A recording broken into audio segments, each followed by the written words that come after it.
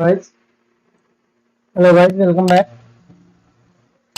आज हम बात करेंगे जो केमिस्ट्री का फर्स्ट चैप्टर का जो टॉपिक छूट गया था उसकी बात करेंगे। तो आज उसको खत्म कर देंगे उस चैप्टर को। ठीक है, रासायनिक अभिक्रिया समीकरण से आज से काम खत्म हो जाएगा। तो चलिए शुरू करते हैं। जो छूटा था हमारा रासायनिक अभिक्रियाओं रासायनिक अभिक्रियाओं के प्रकार। ठीक है, रासायनिक अभिक्रियाओं के प्रकार। तो रासायनिक अभिक्रियाओं के प्रकार की बात करें, टाइप्स ऑफ केमिकल रिएक्शंस, तो उनकी बात करें तो पहली बात आती है, पहला जो भाग है उसका नाम है संयोजन अभिक्रिया।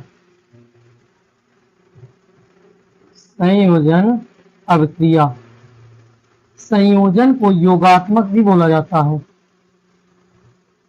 योगात्मक अभिक्रिया, ठीक है, एडिशन रिएक्शन। तो संयोजन अभिक्रिया या योगात्मक अभिक्रिया क्या कहलाती है? तो संयोजन, योगात्मक, संयोजन शब्द से ही आ रहा है। संयोजन मतलब सब क्या हो जाएगा? जुड़ जाएगा, योग हो जाएगा। योगात्मक, योगात्मक का अर्थ ही होता है कि जुड़ना। तो जब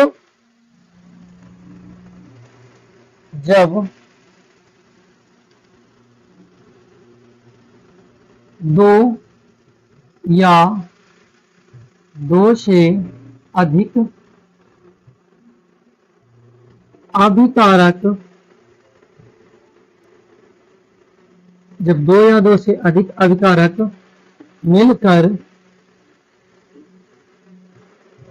जब दो या दो से अधिक अभिकारक मिलकर एकल उत्पाद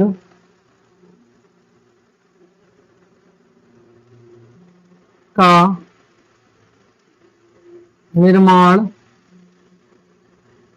करते हैं, जब एकल उत्पाद का निर्माण करते हैं तो इस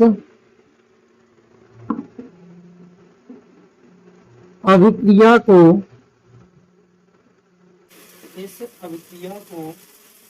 संयोजन अभिक्रिया कहते हैं।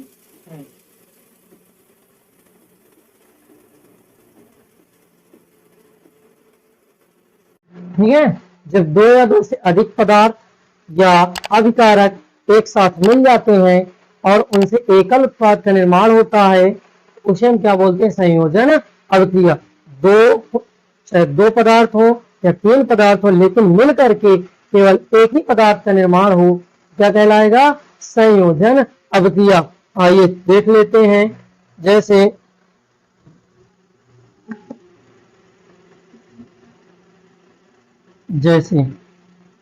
ठीक है, जैसे में देख लेते हैं। जुड़ना क्या है? जुड़ना, अगर हम NH3, क्या है? NH3 प्लस का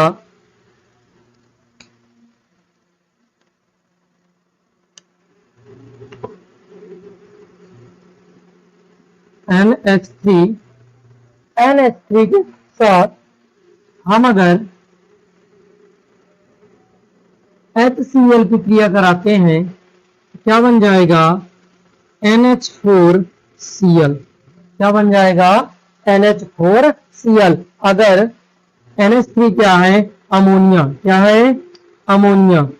अमोनिया की हम क्रिया कराते हैं किससे? हाइड्रोक्लोरिक अम्ल के साथ। हाइड्रोक्लोरिक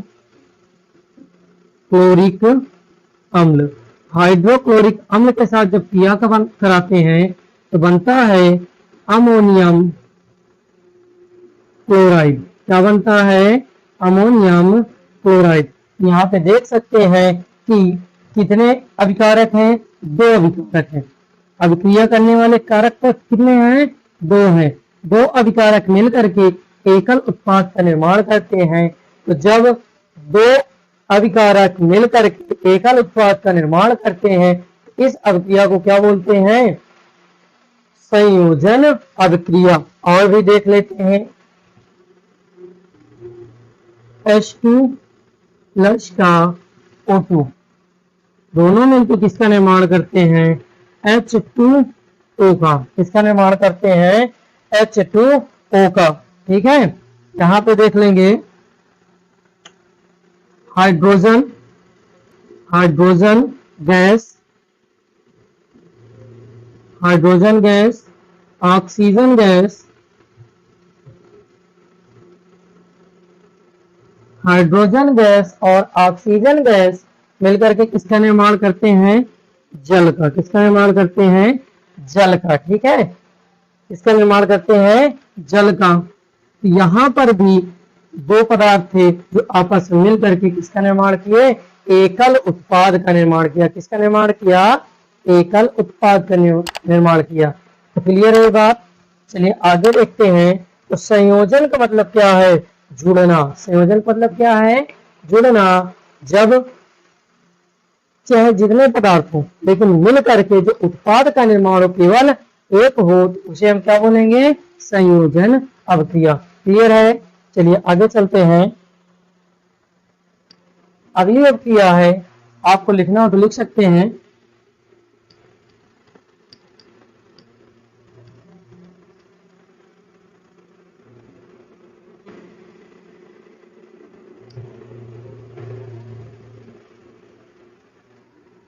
चलिए आगे देखते हैं। अगला है दूसरा वियोजन, वियोजन या अपघटन। वियोजन या अपघटन अभिक्रिया। वियोजन या अपघटन अभिक्रिया। चलिए इसको देख लेते हैं। अब वियोजन, वियोजन या अपघटन का मतलब क्या होता है? टूटना। क्या होता है? टूटना। वियोजन या अपघटन का मतलब क्या है? टूटना है। तो जब कोई पदार्थ क्या होगा? टूटेगा। ठीक है, अब कोई पदार्थ टूटेगा तो टूटेगा कोई पदार्थ एक ही तो होगा। कितना होगा? एक। ठीक है, तो लिख सकते हैं हम जब एकल अभिकारक या पदार्थ अपघटित होकर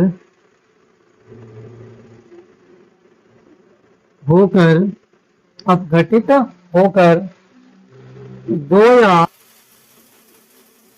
दो से अधिक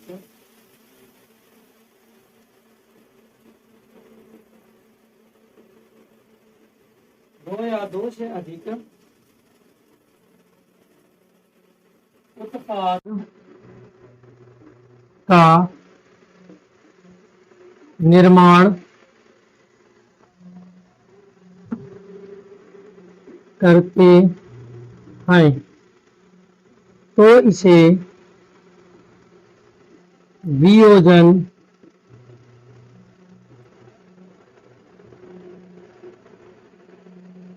अभिक्रिया कहते हैं। ठीक है, जब एकल अभिकारक या पदार्थ अपघटित होकर या टूट करके, ठीक है, जब एक चीज हो, ठीक है, सिंपल समझिएगा, जब एक पदार्थ हो तो एक पदार्थ टूट जाए और टूटने के बाद दो या दो से अधिक भाग बनाता है तो इस अभिक्रिया को हम क्या बोलते हैं? वियोजन अभिक्रिया। ठीक है, इसके उदाहरण देख लेते हैं। जैसे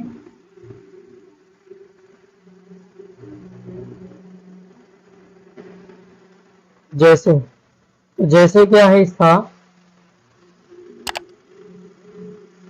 CaCO3, CaCO3, COCO3 को अगर हम गर्म करेंगे तो टूट जाएगा CaO प्लस का CO2 में। इसमें टूट जाएगा Ca प्लस CO2 में। ये क्या है? Calcium carbonate. क्या है? Calcium carbonate. और ये क्या है? Calcium oxide.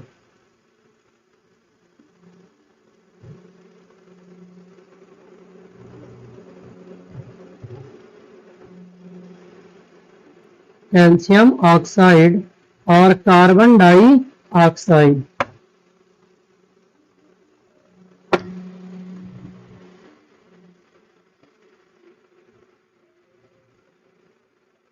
क्या है? जब कैल्शियम कार्बोनेट को क्या दी जाती है? ऊष्मा। ऊष्मा देने पर कैल्शियम ऑक्साइड और कार्बन डाइऑक्साइड में विघटित हो जाता है। तो इसे हम क्या बोलते हैं?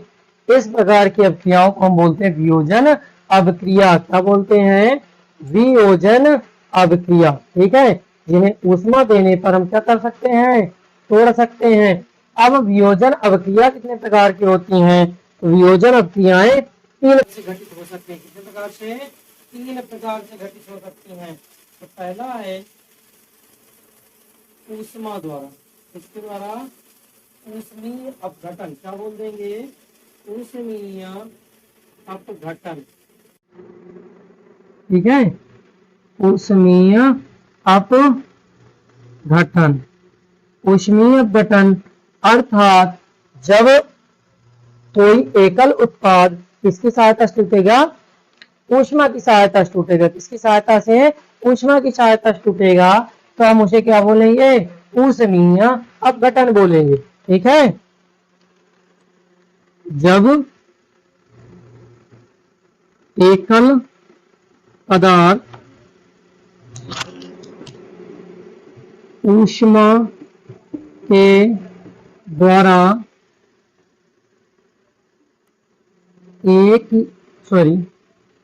दो या दो से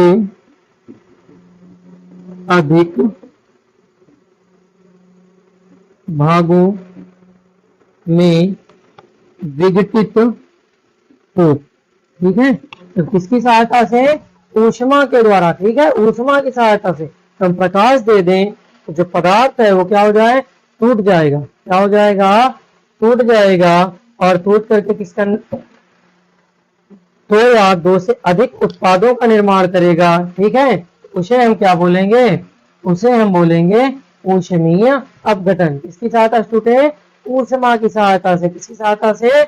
ऊष्मा की सहायता से। तो ये वाला जो रिएक्शन है, ये उदाहरण है किसका है? ये उदाहरण है ऊष्मीय अपघटन का है। किसका है? ऊष्मीय अपघटन का है।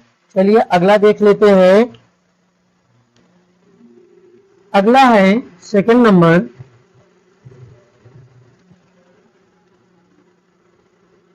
विद्युत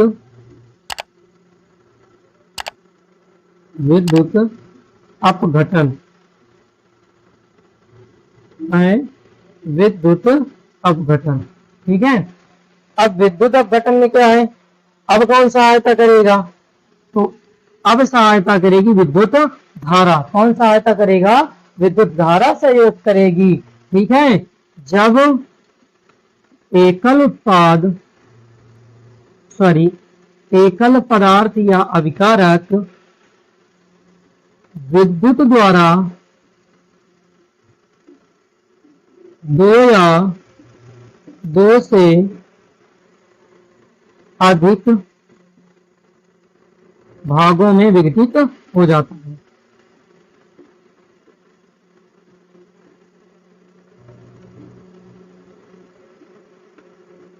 ठीक है, इसकी सहायता से, विद्युत की सहायता से क्या हो जाता है? विघटित हो जाता है। ठीक है, चलिए देख लेते हैं इसके रिएक्शन को। इसका रिएक्शन होगा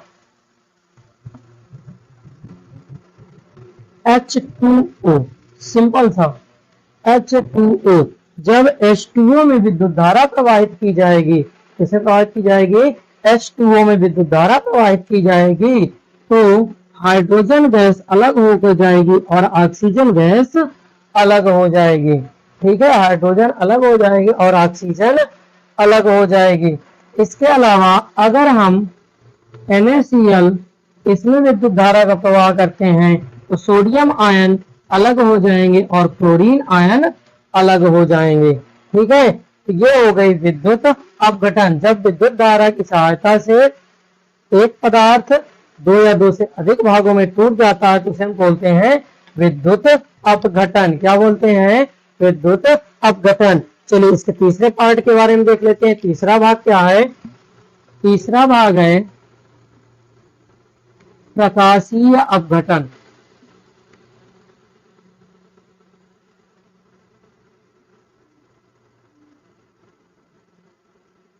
किसकी सहायता से टूटेगा? प्रकाश की सहायता से। ठीक है, फिर वही चीज लिखना है, लिख लीजिएगा आप, लिख देते हैं। चलिए, जब एकल पदार्थ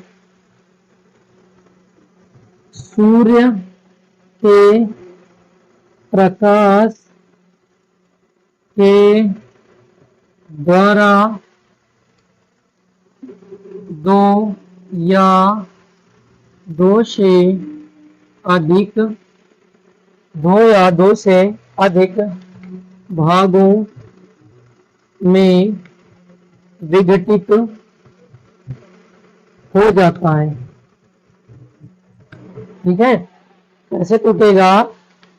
जब प्रकाशी अपघटन होगा तो वहां पे सूर्य का प्रकाश प्रभाव डालेगा और सूर्य के प्रकाश के प्रभाव के कारण वह पदार्थ दो या दो से अधिक भागों में टूट जाएगा। ठीक है, देख लेते हैं। तो AgBr, ठीक है, AgBr सिल्वर ब्रोमाइड, क्या बोलते हैं? Silver bromide.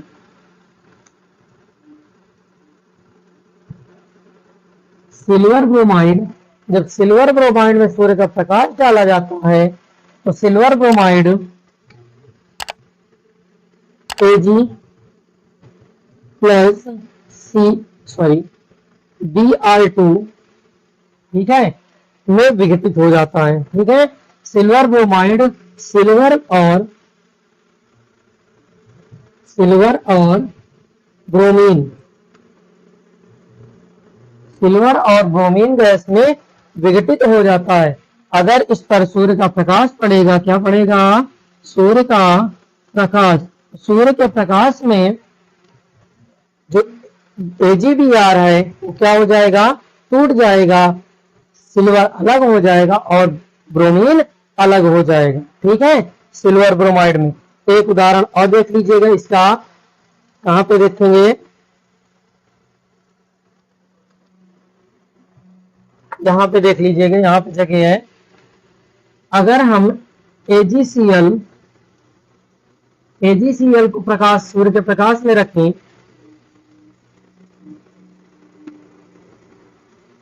देखिए वैसे तो यह कैसा होता है? हरे रंग का। कैसा होता है? हरे रंग का। लेकिन जब हम सूर्य के प्रकाश में रखेंगे तो किसमें टूट जाएगा? Ag प्लस Cl2 में। किसमें टूट जाएगा? Ag प्लस Cl2 में। ठीक है, और जो Ag होगा वो कैसा हो जाएगा? धूसर रंग का। किस रंग का हो जाएगा? धूसर रंग का हो जाएगा। ठीक है, तो ये दोनों रिएक्शन जो थे प्रकाशीय अपघटन के थे या प्रकाश अपघटन के थे।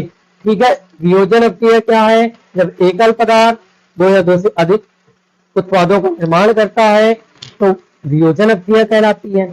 ठीक है, फिर अगर ऊष्मीय अपघटन की बात करो तो जो वियोजन अपक्रिया है वो तीन तरीके से संपन्न हो सकती है।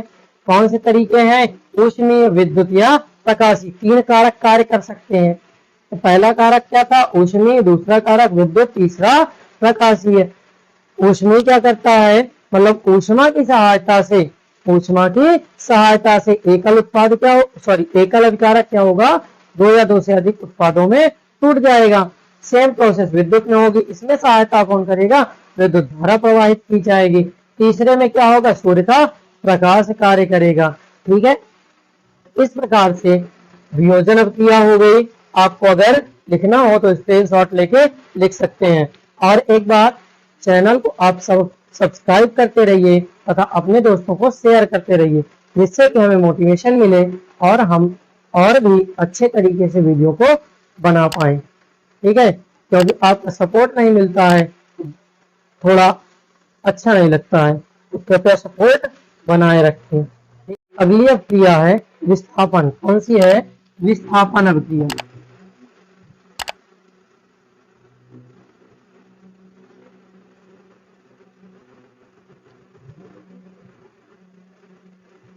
विस्थापन अवक्रिया। विस्थापन के अर्थ समझेंगे कि विस्थापन, विस्थापन का मतलब है कि किसी को हटा के खुद बैठ जाना, क्या है, विस्थापन है। ठीक है, विस्थापन का मतलब है विस्थापित कर देना, क्या कर देना, विस्थापित कर देना, हटा देना, क्या कहलाता है, विस्थापन कहलाता है। या एक स्थान से दूसरे स्थान चले जाना, क्या कहलाता है, विस्थापन कहलाता है। तो चलिए देखते हैं कि जब अधिक क्रियाशील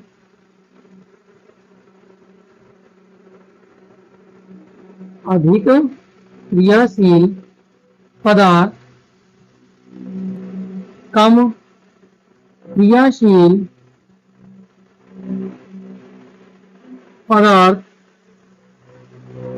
क्रियाशील पदार्थ के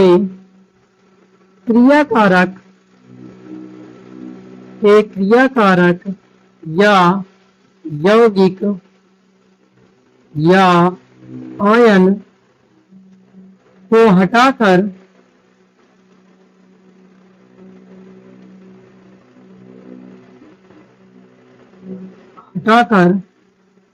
उसका स्थान ग्रहण कर लेता है। ठीक है, जब एक क्रियाशील पदार्थ, ठीक है, जो अधिक क्रियाशील होगा उसकी जो क्रियाशीलता होगी क्या होगी, प्रबल होगी। मतलब कोई भी मिले सबके साथ क्या करेगा, क्रिया करेगा दूसरे की अपेक्षा। ठीक है, जो सभी के साथ जुड़ जाता है तो जुड़ने की जो प्रक्रिया है जिसमें सबसे ज्यादा होगी वो क्या करेगा, विस्थापित कर देगा, किसको, क्रियाकारक को, यौगिक को या आयन को। जैसे कि आपका कोई दोस्त है, घनिष्ठ मित्र है, ठीक है, लेकिन कोई तीसरा व्यक्ति आ जाता है, कोई भी तीसरा व्यक्ति आ जाता है और धीरे धीरे वो आप दोनों को दूर करके स्वयं उस स्थान को ग्रहण कर लेता है। जैसे जितना घनिष्ठ आपका पहले वाला मित्र था उतनी घनिष्ठता उसके साथ हो जाती है। इसे बोलते हैं विस्थापन। क्या बोलते हैं, विस्थापन बोलते हैं। तो जब अधिक क्रियाशील पदार्थ कम क्रियाशील पदार्थ के साथ क्रियाकारक को हटा करके स्वयं उसका स्थान ग्रहण कर लेता है तो क्या कहलाता है, विस्थापन अभिक्रिया। क्या कहलाती है, विस्थापन अभिक्रिया। चलिए उदाहरण देखते हैं।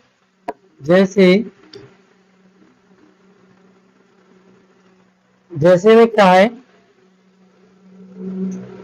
CuSO4 प्लस का Fe। CuSO4 क्या है, कॉपर सल्फेट। क्या है, कॉपर सल्फेट।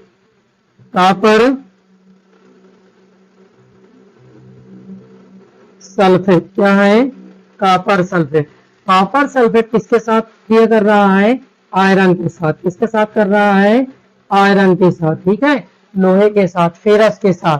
तो जब लोहे के साथ क्रिया करता है तो जो आयरन है, आयरन अधिक क्रियाशील है कॉपर की अपेक्षा।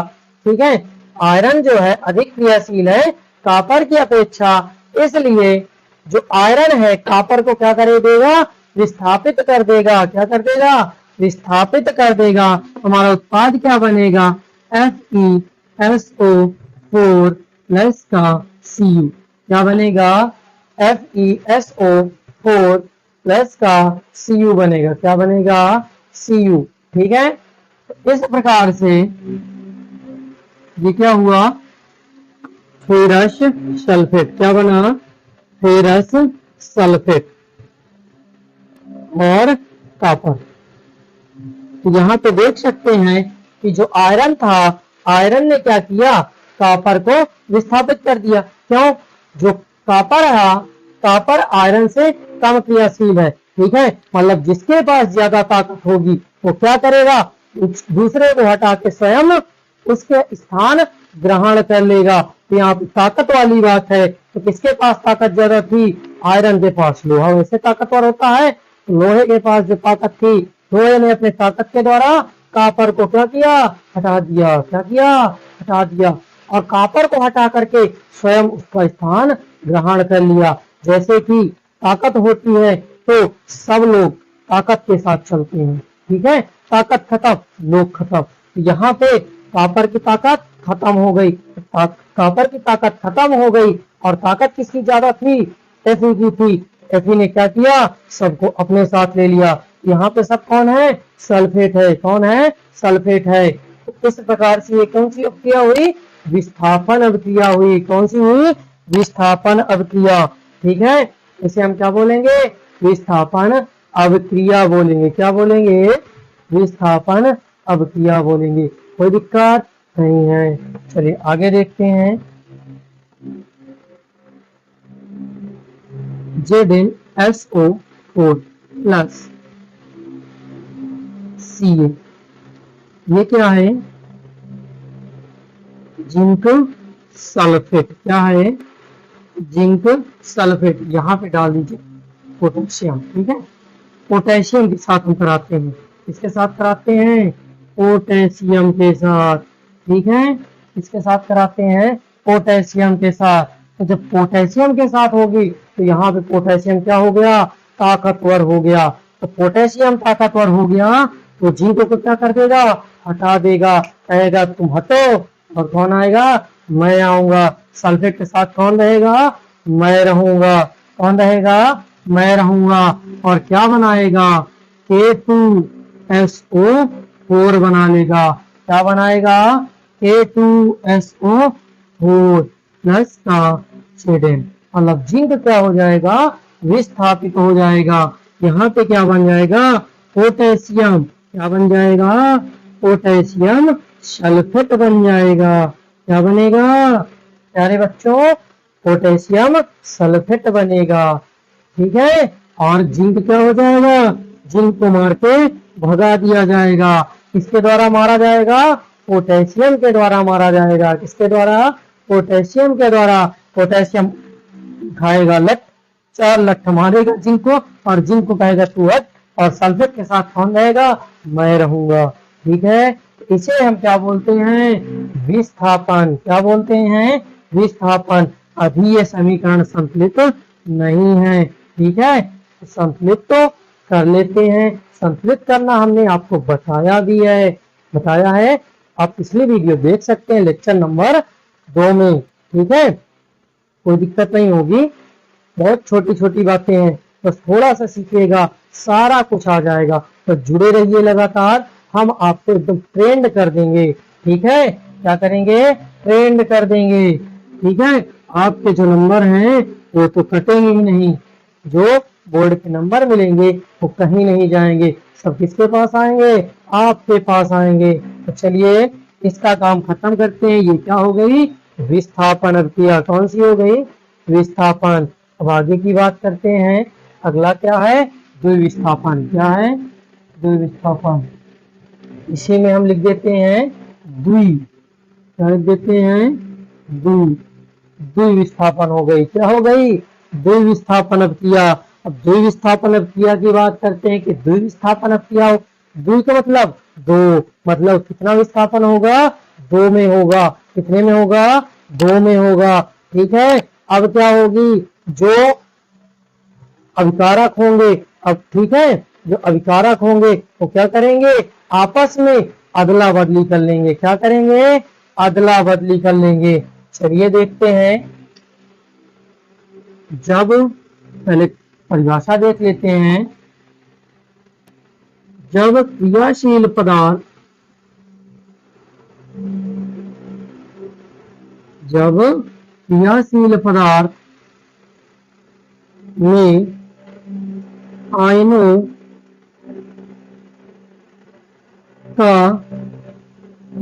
का जब क्रियाशील पदार्थ में आयनों का या क्रियाकारकों का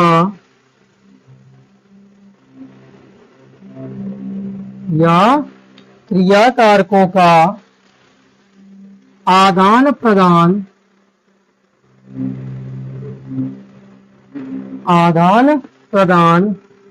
होता है तो इसे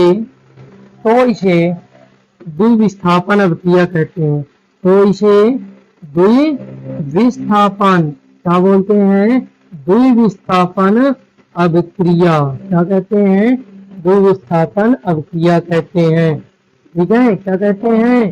द्विविस्थापन अभिक्रिया कहते हैं। जब क्रियाशील पदार्थों की आपस में क्या होती है? दो, अब जो क्रियाशील पदार्थ होंगे आपस में आयनों का, ठीक है, पदार्थ में आयनों का या क्रिया कारकों का आपस में क्या होगी? अदला बदली होगी। क्या होगी? अदला बदली। ठीक है, तो उसे हम क्या बोलेंगे? द्विविस्थापन। जब क्रियाशील पदार्थ में आयनों या क्रिया कारकों की आपस में क्या होगी? अदला बदली होगी, तो उसे हम क्या बोलेंगे? उसे हम द्विविस्थापन बोलेंगे। ठीक है, जब क्या होगी? क्रियाशील पदार्थ अदल बदल जाएंगे। ठीक है, चलिए देख लेते हैं। अगर है, जैसे लिखते हैं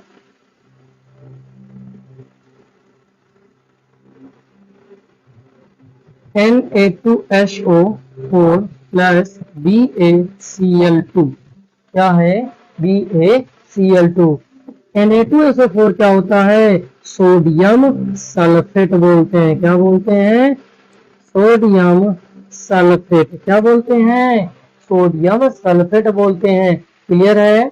चलिए, BaCl2 को बोलते हैं बेरियम क्लोराइड। क्या बोलते हैं? Barium chloride. Barium chloride. जब Na2SO4 और बेरियम क्लोराइड की आपस में क्रिया होती है तो क्या हो जाती है? क्रिया कारकों की आपस में अदला बदली हो जाती है। तो जो सोडियम है, सोडियम अधिक क्रियाशील है। ठीक है, सोडियम अधिक क्रियाशील है और किसके साथ अधिक क्रियाशील होता है? क्लोरीन के साथ होता है, क्योंकि सबसे ऋणात्मकता कौन रखता है? क्लोरीन रखता है। इसलिए सोडियम किसके साथ जाएगा? क्लोरीन के साथ जाएगा। मतलब क्या, पहले क्या बनेगा? BaSO4, क्या बनेगा? BaSO4 प्लस का NaCl, क्या बन जाएगा? NaCl। BaSO4 क्या होता है? तो बेरियम SO4 का मतलब सल्फेट। क्या होता है? बेरियम सल्फेट बन जाता है। क्या बन जाता है? Barium sulphate. और क्या बन जाता है? Sodium chloride. क्या बना लेता है? Sodium chloride. ठीक है, संकलित हो गया है। तो इस प्रकार से जब दो पदार्थ आपस में मिलते हैं और उनके बीच क्या हो जाती है? क्रिया कारकों या आयनों की अदला बदली हो जाती है, आदान प्रदान हो जाता है, उसे हम क्या बोलते हैं? द्विविस्थापन। अब यहाँ पे सोडियम था, सोडियम कह रहा है कि मैं क्लोरीन के साथ रहूंगा, और सोडियम क्या है? क्लोरीन के प्रति बहुत ज्यादा ऊर्जावान है। क्या कहता है कि नहीं, मैं लूंगा तो किसको लूंगा? क्लोरीन को लूंगा। और ये अपने बल पर, अपने ताकत के बलों से किसको लेके चला जाता है? क्लोरीन को। तो बचता कौन है? सल्फेट। तो बेरियम क्या करता है? जो बचा है उसी को मैं रख लूं, तो कौन बचता है इसके पास? सल्फेट बचता है। अब किस रूप में रहता है? याद रखिएगा, बेरियम सफेद अवक्षेप बनाएगा। क्या बनाएगा? सफेद अवक्षेप। क्या बनाएगा? सफेद अवक्षेप। अवक्षेप को हम किससे दर्शाते हैं? तो नीचे की तरफ एरो करके दर्शाते हैं। किसके रूप में? नीचे की तरफ एरो कर देते हैं। किसको दर्शाता है? अवक्षेप को। अगर ऊपर एरो होती है तो गैस को दर्शाया जाता है। इस प्रकार से ये अभिक्रियाएं हुई। इसके अलावा जो अभिक्रिया है, आगे देखते हैं। ये बात क्लियर है कि जब क्रिया कारकों की क्या हो जाएगी? अदला बदली हो जाएगी आपस में, तो क्या कहलाएंगे? द्विविस्थापन कहलाएगा। क्या कहलाएगा? द्विविस्थापन कहलाएगा। ठीक है, तो यहाँ पे जो ताकतवर होगा वही लेके उड़ जाएगा। क्या करेगा? ताकतवर क्या करेगा? लेके चला जाएगा।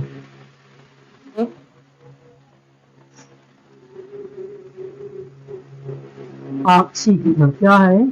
ऑक्सीकरण। ठीक है, ऑक्सीकरण या उपचयन। क्या है? ऑक्सीकरण या उपचयन अभिक्रिया। ठीक है, इसका क्या नाम है? ऑक्सीकरण या उपचयन। ऑक्सीकरण या उपचयन, तो नाम से ही प्रतीत हो रहा है ऑक्सीकरण, यानी कि ऑक्सीजन क्या होगा? जुड़ेगा, ऑक्सीजन आएगा। परिभाषा होती है कि जब ऑक्सीजन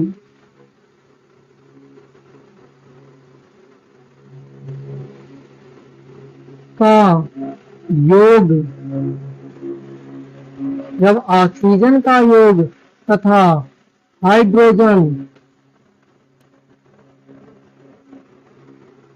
का ह्रास होता है तो इसे उपचयन कहते हैं। ठीक है, जब ऑक्सीजन जुड़े और हाइड्रोजन टूटे। ठीक है, ऑक्सीजन जुड़ जाए लेकिन हाइड्रोजन टूट जाए तो कौन सी अभिक्रिया होगी? कौन सी अभिक्रिया होगी? ऑक्सीकरण या अपचयन अभिक्रिया होगी। कौन सी होगी? ऑक्सीकरण या अपचयन अभिक्रिया होगी। ठीक है, ये बात क्लियर है, कोई दिक्कत नहीं होगी। ठीक है, क्लियर। चलिए, फिर दूसरी होती है अपचयन। क्या होती है? अपचयन, अपचयन अभिक्रिया। अपचयन अभिक्रिया क्या है? अपचयन अभिक्रिया इसका जस्ट अपोजिट होती है। क्या होती है? इसका जस्ट उल्टा होती है। तो चलिए देखते हैं ये क्या कहता है। जब ऑक्सीजन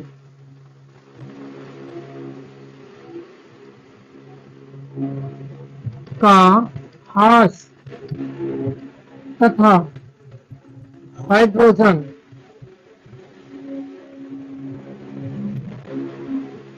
का योग होता है। ठीक है, तो इसे, क्लियर होगी बात? ये बात क्लियर है। अगर ऑक्सीजन टूटेगा और हाइड्रोजन जुड़ेगा तो क्या कहलाएगी? अपचयन। क्या कहलाएगा? अपचयन। ठीक है, कोई दिक्कत होगी? क्लियर है बात? कोई दिक्कत नहीं होगी। ठीक है, तो प्यारे बच्चों समझिएगा, अगर ऑक्सीजन जुड़ेगा और हाइड्रोजन टूटेगा तो क्या कहलाएगी? ऑक्सीकरण कहलाएगी। और अगर ऑक्सीजन टूटेगा और हाइड्रोजन जुड़ेगा तो क्या कहलाएगा? अपचयन कहलाएगा। कोई दिक्कत है? नहीं है? क्लियर है बात? चलिए, फिर इसके बाद आता है कि रेडॉक्स रिएक्शन। क्या है? रेडॉक्स रिएक्शन, रेडॉक्स अभिक्रिया। क्या बोलते हैं? रेडॉक्स अभिक्रिया। और इसी को बोलते हैं, रेडॉक्स अभिक्रिया को बोलते हैं ऑक्सीकरण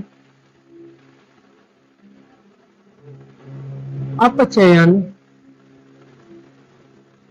ऑक्सीकरण अपचयन अभिक्रिया। क्या बोलते हैं? ऑक्सीकरण अपचयन अभिक्रिया बोलते हैं। ठीक है, ऑक्सीकरण अपचयन अभिक्रिया बोलते हैं। तो रेडॉक्स कुछ नहीं है, यहां से देख लीजिएगा कि जब ऑक्सीकरण और अपचयन एक साथ होने लगती हैं, ठीक है, वह अभिक्रिया, वह अभिक्रिया जिसमें, वह अभिक्रिया जिसमें ऑक्सीकरण व अपचयन, वह अभिक्रिया जिसमें ऑक्सीकरण व अपचयन दोनों संपन्न होती हैं, तो उसे रेडॉक्स रिएक्शन कहते हैं। क्या कहते हैं? रेडॉक्स रिएक्शन कहते हैं, या रेडॉक्स अभिक्रिया कहते हैं, या ऑक्सीकरण अपचयन अभिक्रिया कहते हैं। क्लियर है बात? कोई दिक्कत नहीं होगी। चलिए आपको एक उदाहरण दे देते हैं। क्या दे देते हैं? उदाहरण दे देते हैं, इससे थोड़ा समझ लीजिएगा। Cu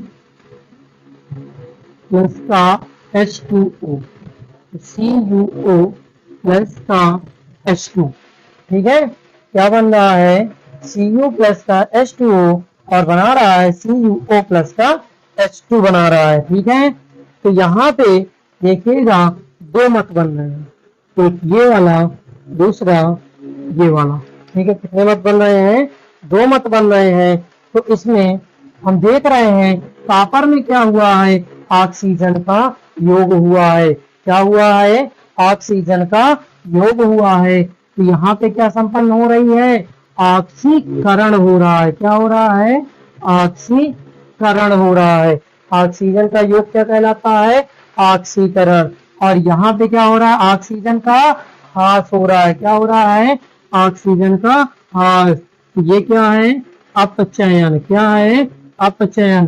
तो एक ही रिएक्शन में ये दोनों घटनाएं जब घटित होंगी तो क्या है? रेडॉक्स रिएक्शन या रेडॉक्स क्रिया या ऑक्सीकरण अपचयन क्रिया। अगर हम केवल एक पक्ष को ले लेते हैं तो क्या है? ऑक्सीकरण, और एक को ले लेंगे तो अपचयन हो जाएगा। ठीक है, बात क्लियर है? अगर ऑक्सीजन जुड़ेगा हाइड्रोजन टूटेगा तो ऑक्सीकरण, फिर ऑक्सीजन टूटेगा हाइड्रोजन जुड़ेगा अपचयन। और अगर दोनों क्रियाएं एक साथ हो जाए तो मिल बांट के काम करेंगे तो हम उसे बोलते हैं ऑक्सीकरण अपचयन अवक्रिया या रेडॉक्स अवक्रिया। क्लियर है यहाँ तक बात? ठीक है, अगर कोई भी दिक्कत हो तो अब वीडियो फिर से देखिएगा, कोई प्रॉब्लम नहीं आएगी। ठीक है, अगर कोई सजेशन हो तो आप निसंकोच कमेंट बॉक्स में बता सकते हैं। ठीक है, जिससे कि उसको और बेहतर किया जा सके। ठीक है, चलिए आगे देखते हैं, कोई दिक्कत नहीं होगी। चलिए, संक्षारण क्या है? संक्षारण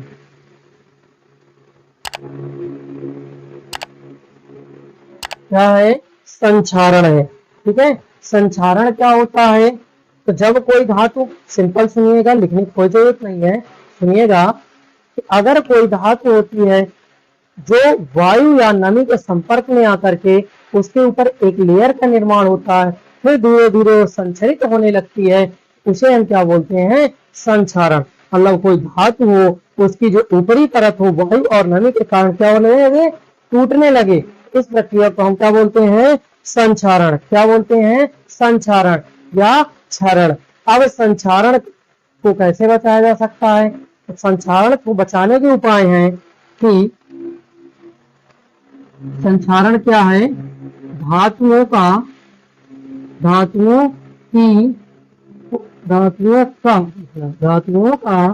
परत के रूप में क्षरण या टूटना। ठीक है, तो टूटने की जो परत टूटेगी वही प्रक्रिया क्या कहलाएगी?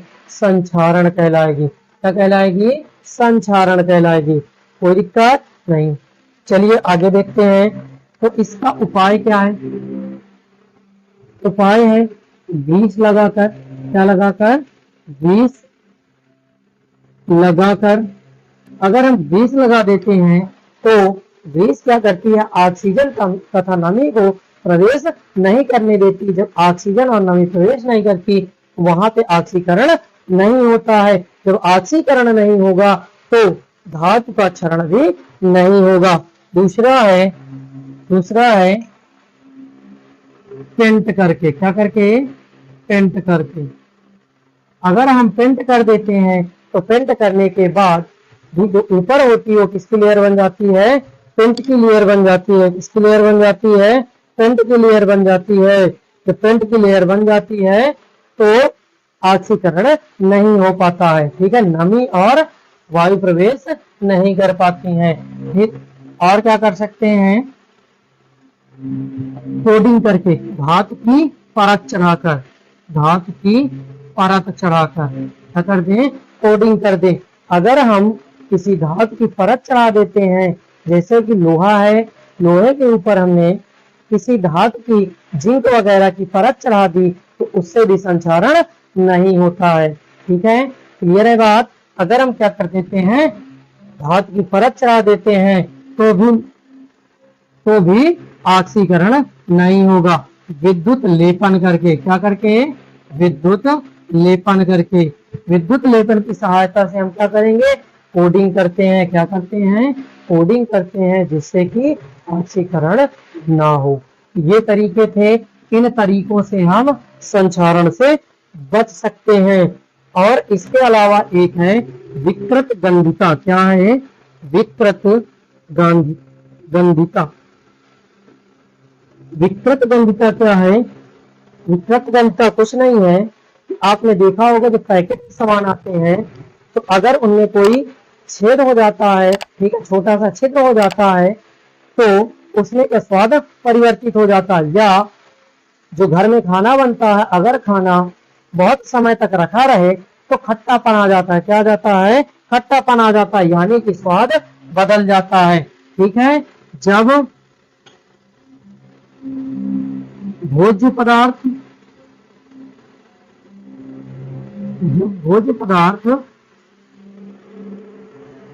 का स्वाद, भोज्य पदार्थ के स्वाद में परिवर्तन आ जाए, ठीक है, क्या हो जाए, जब भोज्य पदार्थ के स्वाद में क्या आ जाए, परिवर्तन आ जाए, तो उसे हम क्या बोलते हैं, विकृत गंधिता बोलते हैं। क्या बोलते हैं, विकृत गंधिता बोलते हैं। ठीक है, ये किसके कारण होता है, वशीय युक्त चीजों के कारण, तैलीय चीजों के कारण होता है। किसके कारण, तैलीय या वसा युक्त पदार्थों के कारण होता है। ठीक है, और इसके बचने का उपाय क्या है, नाइट्रोजन गैस। क्या है, नाइट्रोजन गैस। आपने देखा होगा तो कुरकुरे आते हैं, तो कुरकुरे के पैकेट फूले हुए होते हैं, उनमें कौन सी गैस भरी होती है, नाइट्रोजन गैस भरी होती है, और पूरा पैकेट बंद होता है। नाइट्रोजन गैस क्या करती है, कुरकुरों को टाइट रखती है। अगर ऑक्सीजन प्रवेश कर जाती है तो जो कुरकुरे होते हैं वो मुलायम हो जाते हैं। क्या हो जाते हैं, मुलायम हो जाते हैं। ठीक है, क्या हो जाएंगे, मुलायम हो जाते हैं। कौन, कुरकुरे, किसकी सहायता से, ऑक्सीजन। ऑक्सीजन में कौन उपस्थित होता है, नमी, वहां पे जाकर के वो क्या करेगा, उसको खराब कर देगा। इसके अलावा हम क्या कर सकते हैं, अम्ल से, किसकी सहायता से, अम्ल की सहायता से। जैसे कि हमारे यहाँ खटाई होती है, खटाई जल्दी खराब नहीं होती है, खटाई यानी कि अचार। ठीक है, अचार कभी भी खराब नहीं होता है, तो हम अम्ल की सहायता से भी इसको संचरित विकृत गंधिता से बचा सकते हैं। तो जब भोज्य पदार्थ का क्या बदल जाए, स्वाद बदल जाता है, तो उसे हम क्या कहते हैं, विकृत गंधिता कहते हैं। अब आपका टॉपिक, आपका ये वाला चैप्टर खत्म हो चुका है, फर्स्ट चैप्टर का काम खत्म हो चुका है। अब आगे की बात करेंगे अगले वीडियो में, लेकिन वीडियो को ज्यादा से ज्यादा लाइक, सब्सक्राइब एंड शेयर करते रहिएगा।